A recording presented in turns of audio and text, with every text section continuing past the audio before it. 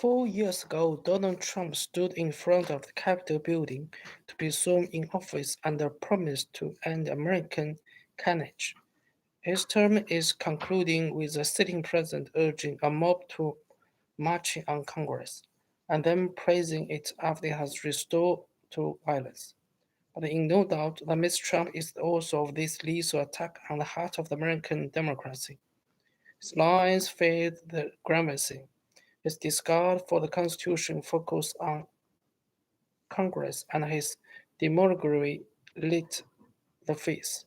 Pictures of the mob storming the Capitol, carefully podcast in Moscow and Beijing just they were limited in Berlin and Paris, and the defining image of Mr. Trump's un-American presidency. The Capitol violence pretended to be a show of power. In fact, it masked two defeats. While Mr. Trump's supporters were breaking and entering, Congress was satisfying the result of the presidential incontrovertial loss in November. With no mob was smashing windows, Democrats will celebrate a pair of unlikely victories in Georgia that will give them control of the Senate. The mob's graves will reverberate through the Republican Party as it finds itself in opposition, and that will have consequences for the presidency of Joe Biden, which begins in January 20th. Stand back from the nonsense about stolen elections, and the scale of Republican failure under Mr. Trump becomes clear.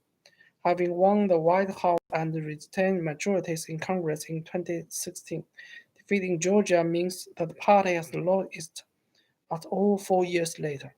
The later time that happened to Republicans was in 1892.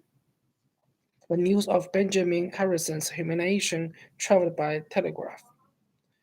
Normally, when a political party suffers a reserve on such a scale, it learns some lessons and comes back stronger. That is what the Republicans did after Barry Goldwasser's defeat in 1964. The Democrats after War Model lost in 1984. Reinnovation will be harder this time, even in defeat. Ms. Trump's approval rating among Republicans has hovered around 90%, far better than George W. Bush, 65 in the last month of his presidency. Mr. Trump has exploited this popularity to create the mess that he won the presidential election. Your government's polling for the economy found that 64% of Republican voters think Ms. Biden's victory should be blocked by Congress. Perhaps 70% of Republicans in the House and a quarter in the Senate convinced in the conspiracy by voting to attempt just that. To their shame, many of them persist even after the storming of Congress. As an anti-democratic stunt, it has no pretense in the modern era, and yet it is also a sign of Trump's margin grip. After seeing how he ended the careers of loyalties like Jeff Sessions and almost single-handed by election others, like Florida Governor Ron DeSantis, those faced premier remain terrified of provoking him. The election mess that Mr. Trump has spun may thus be broken the feedback loop needed for the party to change.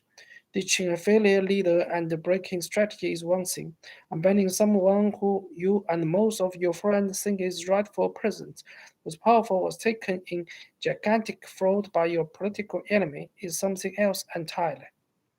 If something good is coming from this week's insurrection, it was that this way of thinking lost some of the purchase.